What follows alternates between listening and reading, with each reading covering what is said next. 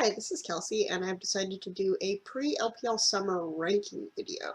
You know, since the pre-LPL spring ranking China Talk episode worked out so well for us in general, and we decided not to do it for the last China Talk. We decided to just talk about the teams and not go on this really terribly long tangent.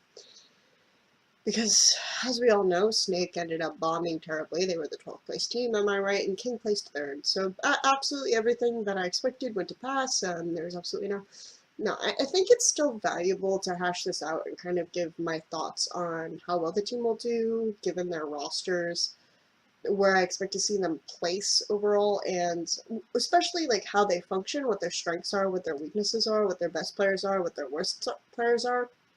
This video is going to be a little bit like the China Talk episode, as also the LPL Summer Preview that I wrote up for theScore, and I'll put a link to both in the video description. But it's going to be a bit more ranty and a bit more from my perspective, and I also want to break down in more detail why I particularly place teams in this way or not, and where I think the strengths and weaknesses of the teams are, where they're balanced. So I've come up with 4 categories, or 4 I guess cardinal directions of LPL, which is the outplay. Okay, this is going to be your fundamental. This is what teams learn in LSPL, just to like outlane, win lane, win game. You have your team fighting, which is what people typically think of in LPL. Like, that's typically the next thing they learn, is like how to work together with their really strong players, how to organize the cooldowns, like when this goes here, how this happens, what is going on after that. We have drafting, which is actually something that a lot of teams really struggle with, but I think that one thing LPL has gained a lot of, and we saw this a little bit at MSI, I think EDG is probably one of the better drafting teams for sure, but I actually think they're not even the best drafting team in LPL. So that's something that has improved a lot. And then Rotatos, which everyone will always say is going to be the LPL team's biggest weakness. But there are a couple of teams that are still really good at this, and so typically in the LPL, you either see teams with very weak individual players, so they lack like this outplay ability, but they have maybe strong drafting and strong Rotatos, or they have strong team fighting and strong drafting. So I'm just going to try to emphasize which of these are probably the most important to how the team has played in the past, or how I expect them to play, and identifying their strengths and weaknesses. I want to add the caveat before we get too deep that this is a preseason ranking, so it's not where I see teams ending up placing based on time played together, all this other stuff. It's just based on who's the best right now and who's going to be the worst right now. If I think teams can ramp up over time, I will make that caveat, but right now this is where you should expect to see that. The team I have at number 12 is Unlimited Potential. Unlimited Potential has risen up from LSPL, and the roster for that team is going to be Lung, Aimi, Zhao Yang, Sketch, and Heart. So Jia Yang is new, and I don't really know anything about him. I think he's a solo queue talent, so there's not a whole lot to say about him. In the past, their mid lane has always been their weaknesses, so this is kind of like the caveat for Unlimited Potential, is can they be better based on their mid lane? Because they are an LSPL team, their biggest strength is always going to be the outplay. New LSPL teams tend to lack a lot of sophisticated or deep strategy, and almost all of the LSPL team relied on like win lane, win game. Some of them had okay dragon control or things like that, but that was primarily their focus, and I don't think Unlimited Potential is any different. I have some team fighting strengths because they do play mostly around their AD carry, but I wouldn't say that they're necessarily a team fighting team. It's just that Scotch tends to favor like a lot of the Jinx, things like that, and so that allows them to sort of set up team fighting situations a little bit better. But I would say primarily if they don't win lane, they don't do super well. Sketch and Heart have gotten a lot more aggressive as time goes on, again because they did rely on the outplay quite a bit. Has now qualified for LPL twice, and 2 different VG Gaming teams, because the team used to be called VG Gaming Potential.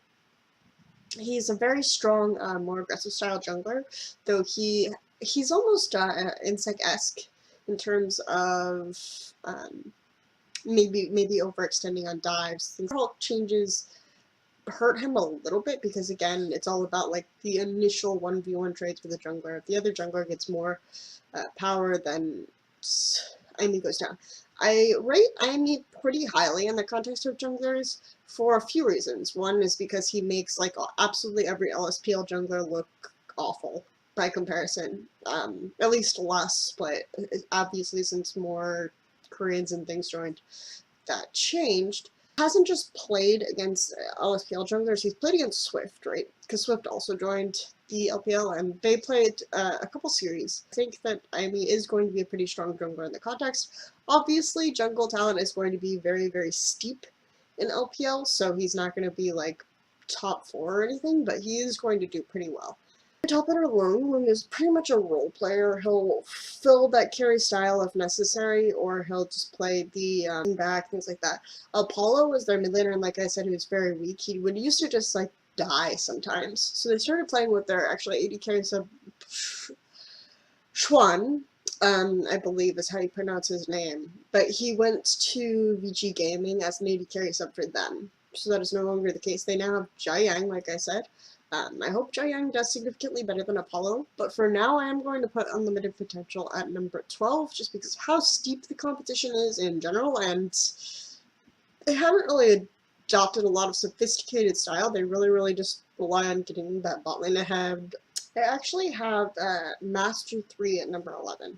This might be surprising since they were probably the strongest team in the promotion series, but the thing about Master 3 is, my understanding is that there's like this very toxic environment, and players who have been benched have all come out and said that Dade is the problem. Like Dreams has actually said he got benched because he smelled bad. Okay, their jungler. Dade said he smelled bad or something. Candy came out and said that actually Love CD is the problem, Love CD is the bully, so either way you spin it, it just doesn't sound like a very good environment. Is going to be a major wild card because of their mid laner. I really don't understand where to put Dade. As a jungler, Kandi is kind of decent. I will say, I actually think his biggest strength is in their drafting. I've seen a lot, and this is going to sound funny because Dade has a propensity to kind of counterpick himself. At the end, they save their mid lane pick for Dade, and he counterpicks himself, but they were actually also very good at identifying weaknesses of opposing teams and banning appropriately, preparing against these teams, and that's actually how I would attribute a lot of their wins. The other aspect that they're going to be good at mostly is still going to be the outplay, and this is where I give them a lot of pause, because in terms of the outplay, you have Looper, who's not really going to do that all the time. Dade shows up when he decides to show up. Like if he plays LeBlanc, he can invade and kill your jungler repeatedly, but that's about it. Love CD is actually very strong in terms of engage and knowing when to go in, but if you don't have an AD carry, the right synergy, a consistent AD carry, the right synergy for that is just not going to happen. I actually thought they were working really well with Candy, but Candy obviously had champion pool limitations. That's probably the main reason why Love CD wanted Candy to be swapped out for SMLZ. SMLZ has always kind of been that player who could be really good or seems really good in solo queue and in the amateur scene, who Wei Xiao said was his disciple, right? He handpicked him as his disciple. But he has never really gotten off the ground in LPL or done extremely well in LPL. He's kind of like Shia, I would say. I see them placing 11th, despite the fact that they have Dade, they have Looper. I just don't see them caring or really putting much into anything. So I don't think putting them in 11th is that shocking. For 10, I have Royal Never Give Up. The reason why I have Royal Never Give Up at number 10, despite the fact that a lot of people say, oh, this team is actually going to be good, they have the best players from Team King, the best players from DMC, I don't even agree with that sentiment. I actually thought Assassin was probably the second best player on King during the regular season of LPL last split. He stepped up in a really huge way. Previously, I would say he was like their second weakest player in the preseason, but when Sky was having champion pool issues, when the bottom line, when Lucian was having problems, like he could only play Sivir or whatever, he actually looked like probably the second best player on the team, the best player being Lei. I would agree that Lei is probably their support, is probably their strongest player on King. which is very different from Gamgee, who had probably the worst support in the league, but thank goodness he's not playing. It is going to be Lay. Top lane will be Let Me, who I do think is an upgrade from Sky, which people who watch the preseason or LSPL wouldn't have guessed you'd say, because he was a really, really solid carry for King for most of the offseason LPL and LSPL. He played a really, really strong Aurelia, but he just like seemed to flounder on pretty much everything else after he joined LPL. And Let Me has shown a lot more depth, a lot more ability to be a role player, so that's a good change. Xiaohu, I actually think, is really interchangeable with Assassin in terms of skill level. I think Xiaohu actually tends to overcommit on some things that he shouldn't, but I actually think that would be a good injection for King, because King, in the past, has relied a lot on just playing safe.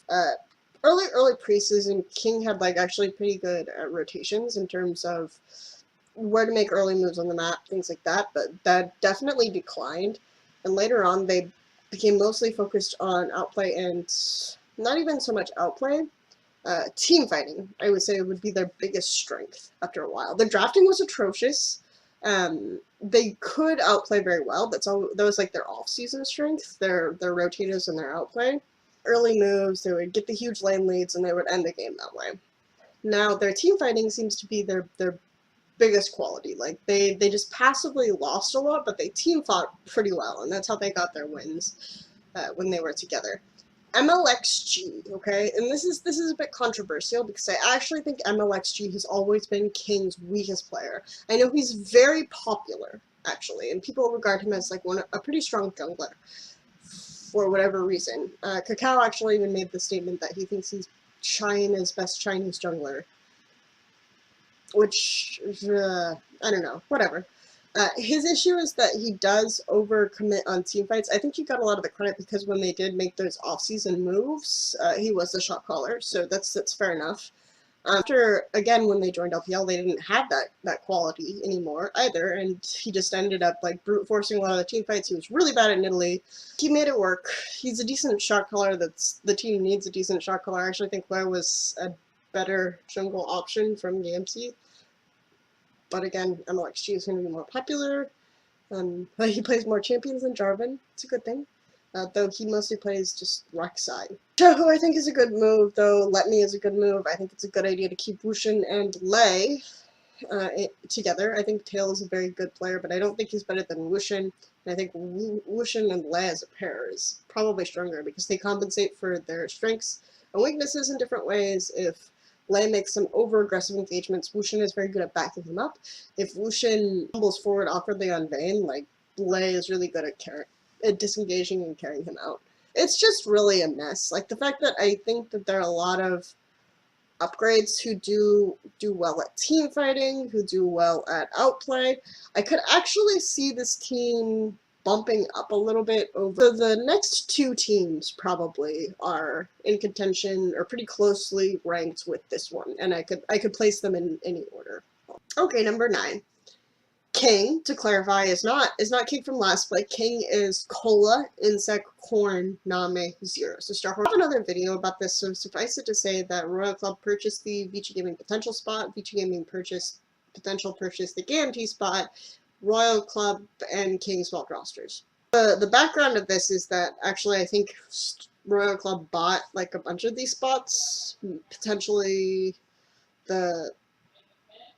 a bunch of these spots and the team, so Gamgee, King, both of them, and they decided to put the roster that they thought was strongest in the spot with the most circuit points. So that's part of my basis for this assessment, is that I think that they see the King roster as a stronger roster than the Royal Club roster, and that's why they put them in this spot, to give them those circuit points and a better chance at Worlds. I kind of agree. I have to agree, because the other players are mechanically talented and individual, and they rely on team fighting. They team fight very well, but Cola, Insect, Corn, Name, Zero all have a lot more experience than they do, and Name and Insect have been on some of the greatest teams that League of Legends has kind of known in their respective regions. So it just seems like more business sense to put this roster on this team.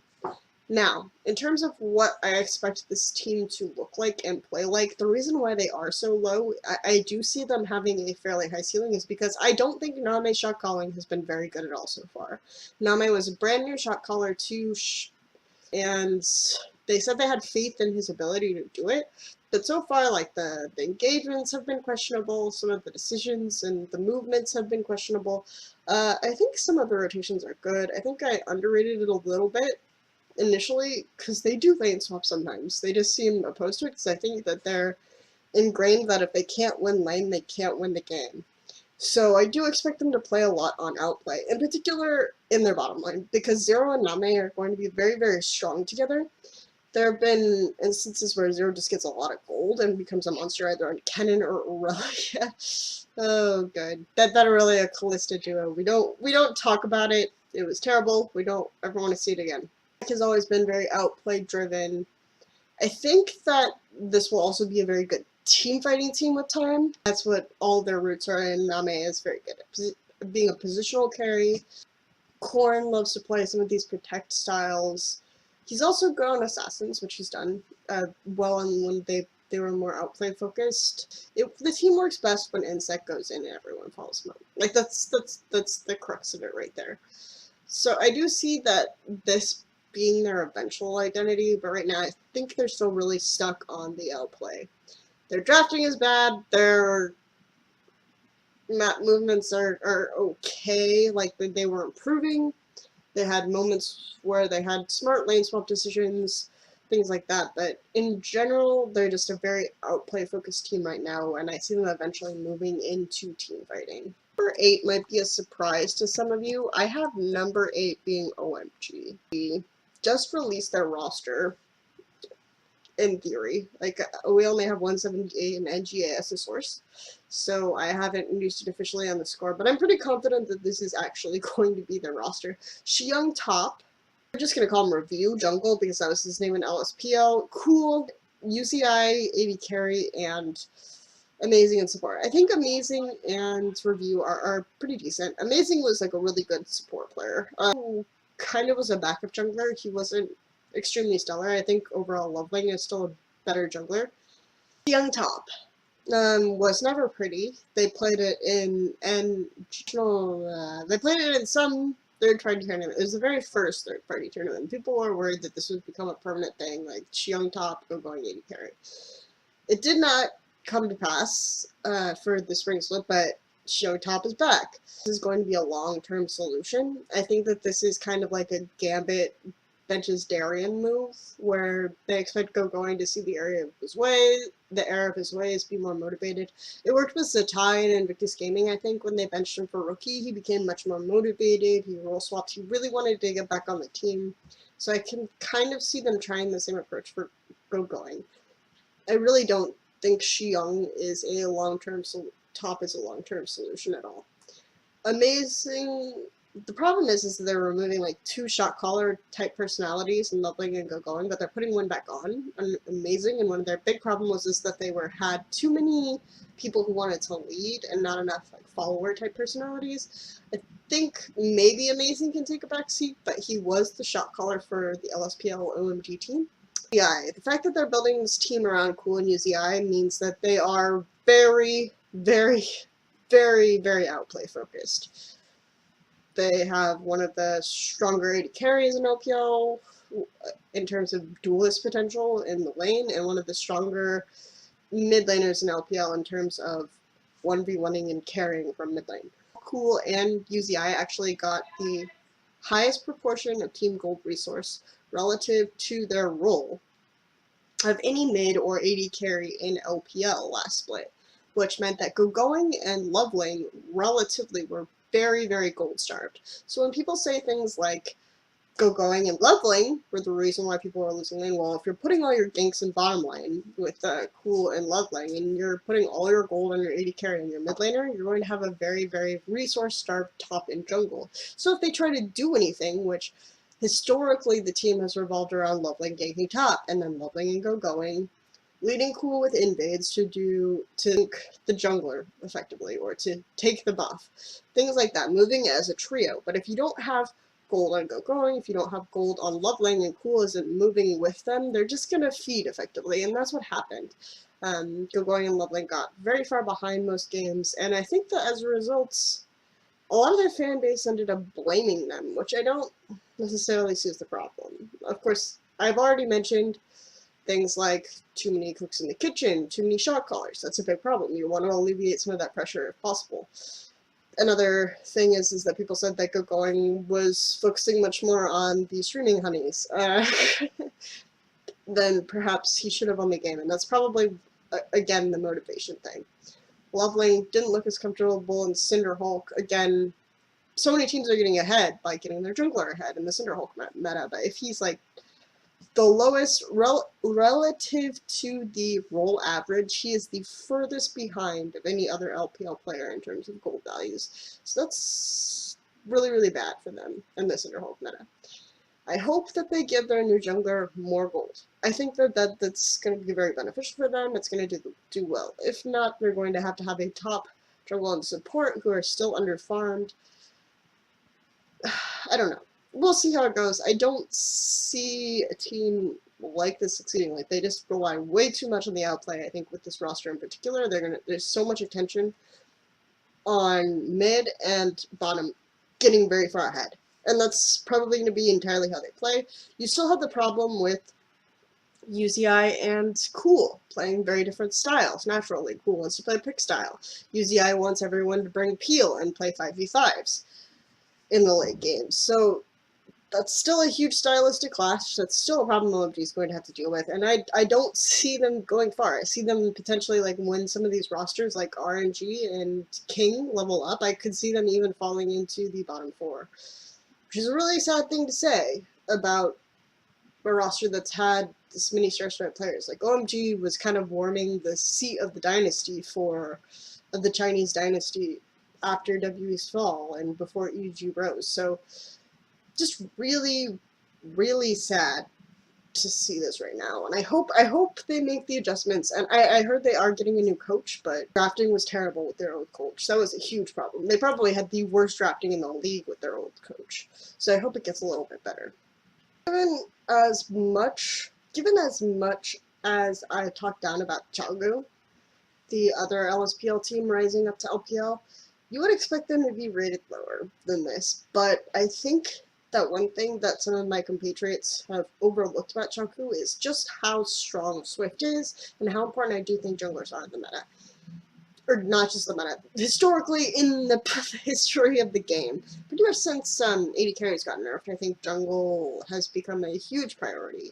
Like, I'm feeling that jungle pressure across the map, if your jungle gets ahead in the first 10 minutes, that's gives you a much more likely chance of winning the game than getting any other role ahead in the first 10 minutes. If you have Cinderhulk, because of the multiplicative stats and the fact that snowballs out of control and your jungler's ahead, then there's like no way for the enemy team to come back from that. I think Swift is so strong, is why I rate Chaogu as high as I do. I think Chaogu is going to function a lot like WE, which is going to be like their jungler against the world. Very, very outplay. Again, see, you're noticing the trends with these bottom teams is that they aren't going to have like the sophisticated drafting, the sophisticated rotatos. Maybe they have some team fighting prowess here and there, like RNG does. That's probably like the fact that I think RNG and King can become strong team fighting team is I think what's going to lift them up over time. Play potential on Chaogu is very high. In the top lane, who's been around for LSPL for a while, he's another good role playing top laner. Swift, who was probably one of the top 3 junglers in the world last year, finally making it into LPL to test his strength against like Spirit, Dandy, Clear Love, Cacao. I actually think Cacao right now is the best jungler in the world. But I'm more when we get to IG. Mid laner is Doinby, who really, really limited champion pool, plays like Katarina. And then you have Katarina, maybe some other stuff. Like Victor, he played Victor. He played like Cat and Victor last we saw him. Bottom lane is very interesting. If you know LMQ, you recognize TCT as more. And TNT has been around for a while. He used to play on LMQ before they came to North America. He was considered like the strongest player on the roster. Well in Demacia Cup against some of those stronger bot lanes like OMGs, UZI and Cloud bot lane. They did really, really well. Overall, Xiaogu again, just strong areas where they can outduel you, out 1v1 you, and just really, really hard outplay, especially in the jungle in the bottom lane. I see this bottom lane actually being pretty strong, at least middle of the pack in the context of all the other bottom lanes. I see the jungle being extremely strong. So that's why I put Xiaogu a little bit higher than perhaps some of my colleagues. I think they are going to be able to win a lot of games early on this outplay potential. We've made it to the halfway point. We're at number 6. People who know how much I bashed WE last split are probably surprised to see them this far up. I think we saw an influx of a lot of outplay teams. So WE has a slight edge over those because over time we've seen them develop a little bit of strategy, and their drafting has improved. They have severe limitations in terms of champion pools on their top laner, Aluka, who's staying the same, and their mid laner, Xia, who is frankly not as comfortable in some of these control mages. He's done mostly very well on Assassin. So those are going to be huge problems. Their AD carry, Mystic, has kind of, because of this, been forced into a more carry-style role. And I think he's much more comfortable, or late-game carry-style role, and I think he's much more comfortable with being strong in lane. So I think Xia and Mystic are both naturally lane players, but Mystic has been forced into this more late-game centric role. It's a bit of an issue. I think Conan will start, but they did sign Dada 7, so that is really, really questionable as to why they do that. I know Conan and Yuja both wanted out a little bit. Now, Spirit makes this team still very, very outplay centric. Spirit just kind of controls everything. He makes very, very fast movements around the map, kind of dumpsters you early on and kills you. So there's a little bit of, in addition to the outplay element, a little bit of a rotation game going on. I still think it's a bit extreme to call them a rotation-based team, but their team fighting is really, really bad, and a lot of the early moves usually win them games. And it's not just outplay, it's not just like 1v1ing, so I would say they lean more into that element. I also think their drafting is pretty decent.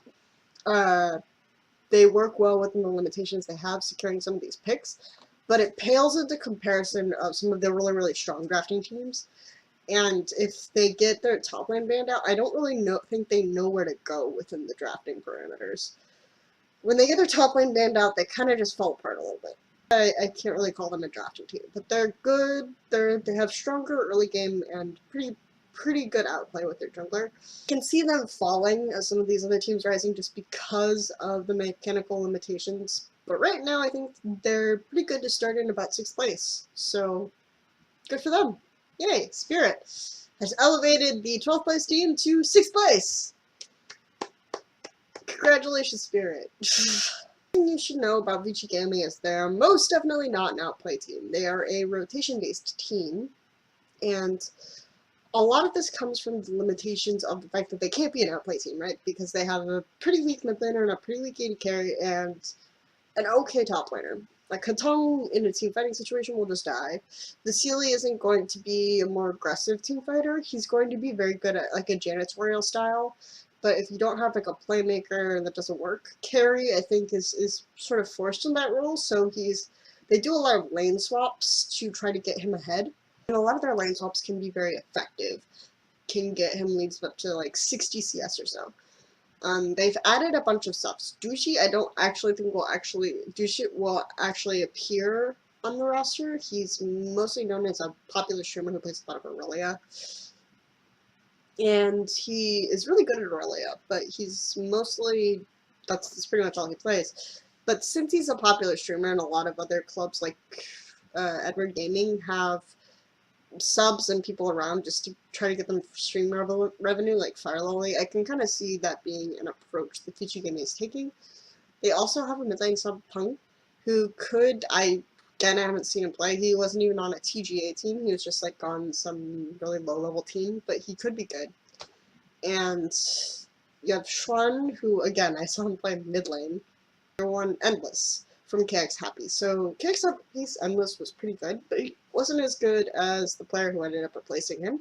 think he might be probably about the same as Vasily. I have no idea. I think Shuan was okay as a mid laner. I think they're going to try these players out and see if they can give them more quote-unquote rotational depth.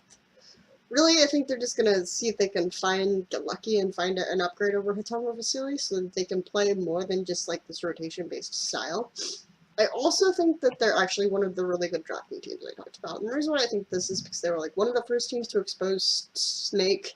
They did this twice in Picks and Bans where they just banned out like the very obvious junglers, and then later they banned out some AD carries and put Crystal in a very uncomfortable situation. So I think that VG Gaming is going to be really strong in terms of drafting and rotations. Unfortunately, against IG in the quarterfinals, they didn't show that very much. They got pretty outplayed really hard in both aspects by IG. IG is that good of a rotational team.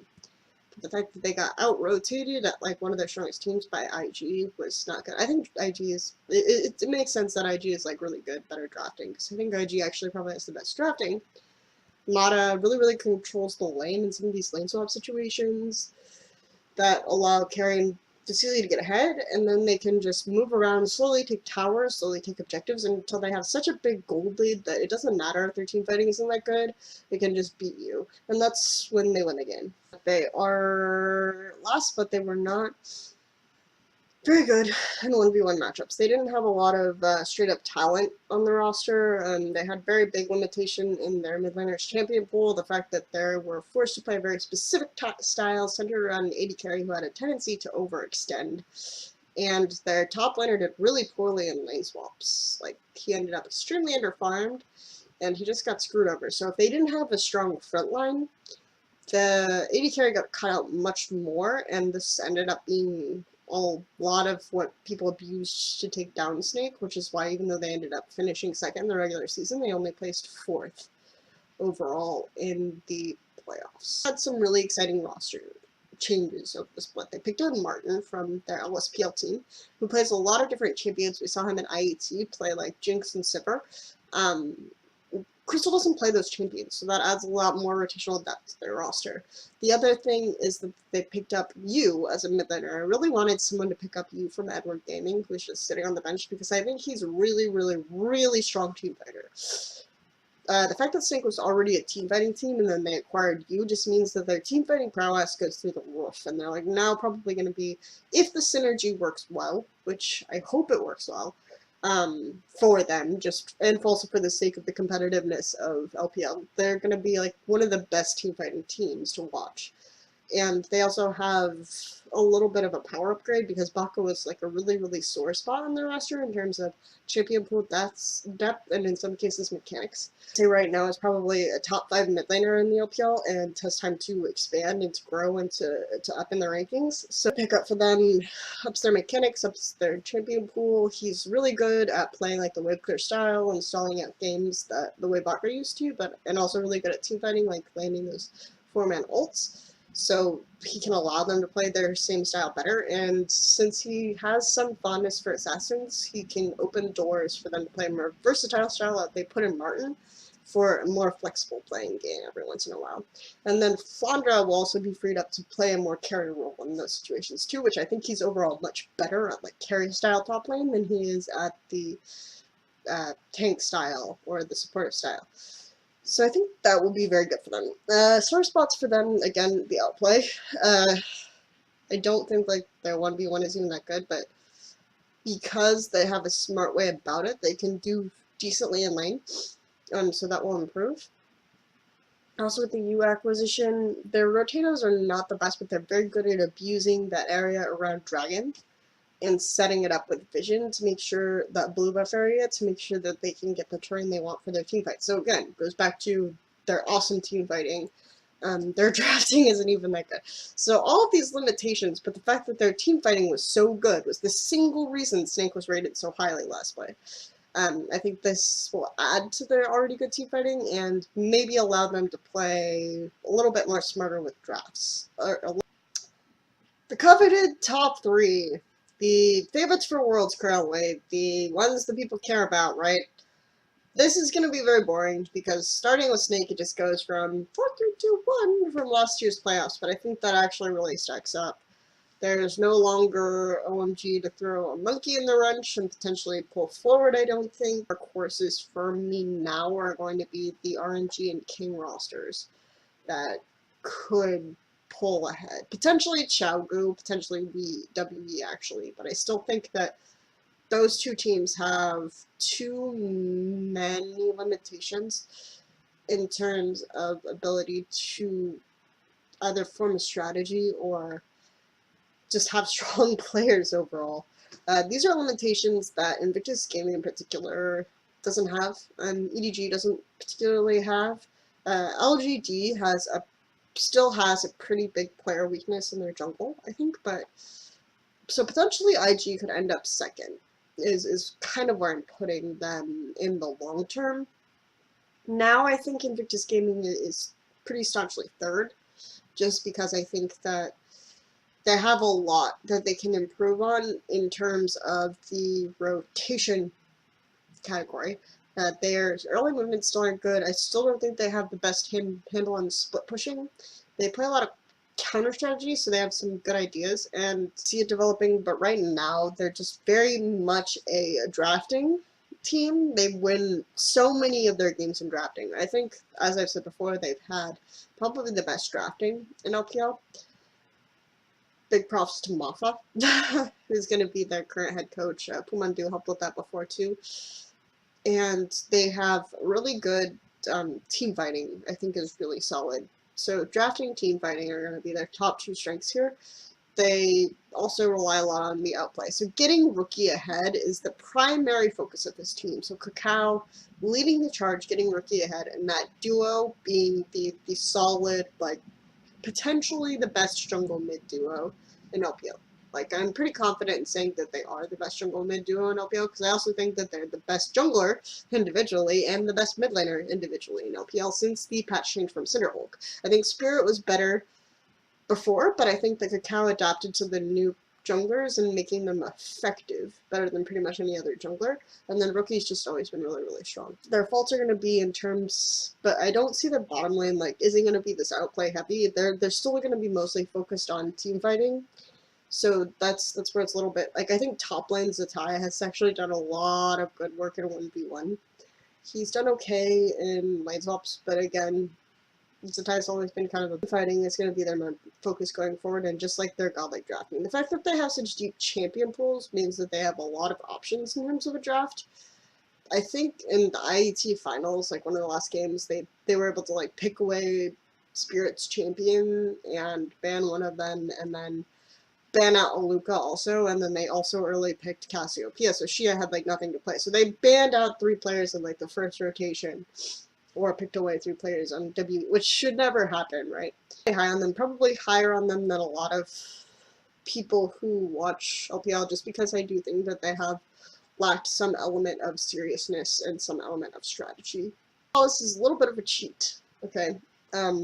Putting LGD up here now because I don't think they'll actually be a number 2 team right now because they aren't able to start with PYL, their main shot caller, captain, support, who's responsible for a lot of their early game decision making. The fact that LGD is a really good rotation based team. They have played with lane swaps. They get to the early and mid objectives really well.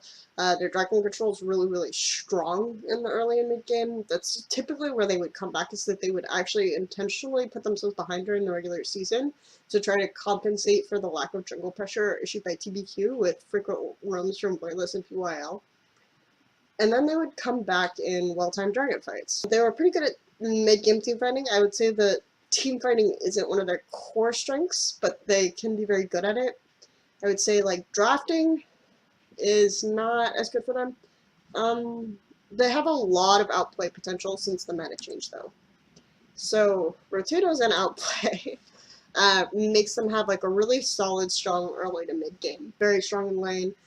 Acorn and Flame are both very strong in lane in the top lane, and then Imp and PYL is it's probably the best bot lane in LPL. Like, you can, I think Deft is probably a better AD carry, but because PYL is such a strong support player, and because their duo is so devastating when PYL doesn't have to roam and they can just sit in lane, really, really powerful bottom lane. So rotatos and outplay is a really solid thing for LGD, kind of hidden by some of the patch changes and some of the meta. He doesn't have to force as much stuff, he can just farm and get ahead. And some junglers like Nunu, Gragas. Naturally, also, the fact that LGD is inclined to do a lot of roams and a lot of movements as a 3 means that they have pretty good vision control, and they set up lane swaps really well, so those are going to be LGD's main strengths. And TBQ is a weakness in almost every stage of the game. It's minimized a little bit by the fact that he can play like these lower mechanical tank junglers. So expect a lot of Nunu contest, a lot of Gragas contest in LGD games, because those are going to be his bread and butter champions. Because I consider LGD very smart in this rotation-based style, their drafting isn't bad, it's pretty good. They have like good concept and good idea behind their drafting. It's not going to be as good as IGs or EDGs, but that doesn't make it terrible. I think, like, again, LPL drafting is pretty good overall. So team fighting, again, mid-game team fighting really strong. Wireless plays really good, like, control mages like the Cho'Gath, the Orianna. Imp is pretty good team fighter. PYL is good at controlling the zones. It's just TBQ. It's in weird positions and does weird things, and sometimes their Baron calls are really bad, but drum roll. Let's just light up the screen with everything. Rotatos better. No, I don't actually think this is true. I don't even think their rotatos are that good, but I will give them pretty much everything else. I don't think their rotatos are terrible, but I think their drafting is very good, their team fighting is really strong, and they have really powerful outplay potential, and each player in every role is pretty powerful. Their main strengths are going to be in drafting and team fighting, like IG. If I have to pick 2, okay, only. Same thing for IG, if I have to pick 2, right? It's drafting and team fighting. Really strong from Aaron, very solid. I think that IG, Maha, Puendu could still outplay him, actually. I'm really high on IG's drafting. But they're always aware of the kind of composition they want to run and what they're going to have to do to counter their opponent composition. So how are we going to get to a back line? It's a big question. Because the big issue is always going to be this team fighting, right? How are we going to get to the back line? How are we going to kill their AD carry? How are we going to zone for our AD carry? What picks should we get to make sure that we have enough damage? What picks should we get so we have enough tank line? What kind of style composition do we want to run? What counters their composition? These are all questions that are very present in their drafting. But some of their early mid-game team fighting is but their late-game team fighting is really, really strong. That's where they're going to shine, with Deft, Clearlove, and Koro, one in particular, who have like Koro with his really good zoning ability and his ability to get to the back line and zone out the damage dealer, because he's always focused on the AD carry. Clearlove, who is really good at peeling, whose strength is engaged, and Pawn is like off somewhere doing stuff. Pawn's job is to be crazy and do crazy things, so that they have all their jungle pressure focused on mid lane from the enemy team, and the top and bottom lanes can do pretty much whatever they want, win lanes pretty easily. That would be the key to Edward Gaming. I see if a lot of teams start ignoring Pawn, he'll put himself in increasingly ridiculous situations and get himself killed, and so the team can just abuse bottom and top lane also, and then get occasionally a free Pawn kill. Of course, it's not that simple, because he does roam effectively. They do put a lot of wards on the map so they can catch out junglers. Edward Gaming is a really difficult team to dismantle, and I see them still being at the top at the end of the split with some of the adaptations that they might be able to make. They've been adaptable. They've been ahead for nearly undefeated for 6 months at this point. So, and they've only ever lost 7 total games with Core 1, Clearlove, 1, Deft, and Mako. And 3 of those games have been SK Telecom T1s. They've only ever lost 4 games to Chinese teams. Maybe they won't win Worlds. I think it'll still be very close between them and whoever the top Korean team is. But that's the big thing of this split, right? Is who can overcome Edward Gaming? Who can take that top spot from them? Is it anyone? Is it going to happen this split? Because it will happen eventually in China. right? Some of the contenders we expected, like OMG, we tanked, right? So it has to be like the IG, the LGD, Snake, maybe if we're reaching like deep enough, RNG King. If you're just looking at like pure talent on rosters and not so much expecting them to develop strategy over time, I think talent needs to be a baseline to overcome Edward Gaming. It's going to be really rough though. I can't see WE doing it with the limitations they have. I can't see Vici Gaming doing it with the limitations they have. Chaogu, I think it'll take too long for Chaogu and Unlimited Potential. For Gaming, King of the Mountain, will they fall?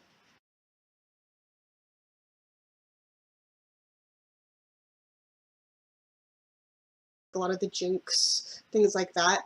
And so that allows them to sort of set up team fighting situations a little bit better. But I would say primarily if they don't win lane, they don't do super well. Sketch and Heart have gotten a lot more aggressive as time goes on, again, because they did rely on the outplay quite a bit. Has now qualified for LPL twice and 2 different Vici Gaming teams because the team used to be called Vici Gaming Potential. He's a very strong, more aggressive style jungler, though he's almost insect-esque in terms of maybe overextending on dives. Things changes hurt him a little bit because again, it's all about like the initial 1v1 trades with the jungler. If the other jungler gets more power, then Amy goes down. I rate Amy pretty highly in the context of junglers for a few reasons. One is because he makes like absolutely every LSPL jungler look awful by comparison, at least last split. Hi, this is Kelsey, and I've decided to do a pre-LPL summer ranking video. You know, since the pre-LPL spring ranking China Talk episode worked out so well for us in general, and we decided not to do it for the last China Talk. We decided to just talk about the teams and not go on this really terribly long tangent. Because, as we all know, Snake ended up bombing terribly. They were the 12th place team, am I right? And King placed 3rd. So absolutely everything that I expected went to pass. There's absolutely no, I think it's still valuable to hash this out and kind of give my thoughts on how well the team will do, given their rosters, where I expect to see them place overall, and especially like how they function, what their strengths are, what their weaknesses are, what their best players are, what their worst players are. This video is going to be a little bit like the China Talk episode, as also the LPL Summer Preview that I wrote up for theScore, and I'll put a link to both in the video description. But it's going to be a bit more ranty and a bit more from my perspective, and then Rotatos, which everyone will always say is going to be the LPL team's biggest weakness. But there are a couple teams that are still really good at this, and so typically in the LPL, you either see teams with very weak individual players, so they lack like this outplay ability, but they have maybe strong drafting and strong Rotatos, or they have strong team fighting and strong drafting. So I'm just going to try to emphasize which of these are probably the most important to how the team has played in the past or how I expect them to play, and identifying their strengths and weaknesses. I want to add the caveat before we get too deep that this is a preseason ranking, so it's not where I see teams ending up placing based on time played together, all this other stuff. It's just based on who's the best right now and who's going to be the worst right now. If I think teams can ramp up over time, I will make that caveat, but right now this is where you should expect to see that. The team I have at number 12 is Unlimited Potential.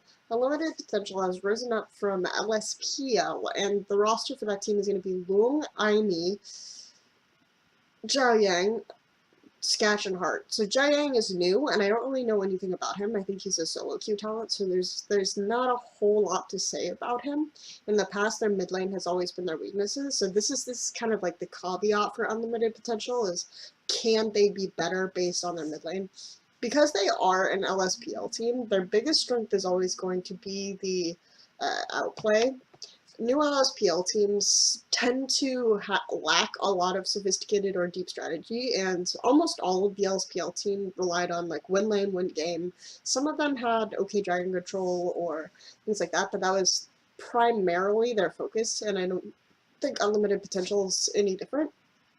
I have some team fighting strengths because they do play mostly around their AD carry, but I wouldn't say that they're necessarily a team fighting team. It's just that Scotch tends to favor and I also want to break down in more detail why I particularly place teams in this way or not, and where I think the strengths and weaknesses are the teams are, where they're balanced. So I've come up with 4 categories or 4 I guess cardinal directions of LPL, which is the outplay. Okay, this is going to be your fundamental. This is what teams learn in LSPL, just to outlane, win game. You have your team fighting, which is what people typically think of in LPL. That's typically the next thing they learn is how to work together with their really strong players, how to organize the cooldowns, when this goes here, how this happens, what is going on after that. We have drafting, which is actually something that a lot of teams really struggle with, but I think that one thing LPL has gained a lot of, and we saw this a little bit at MSI, I think EDG is probably one of the better drafting teams for sure, but I actually think they're not even the best drafting team in LPL. So that's something that has improved a lot.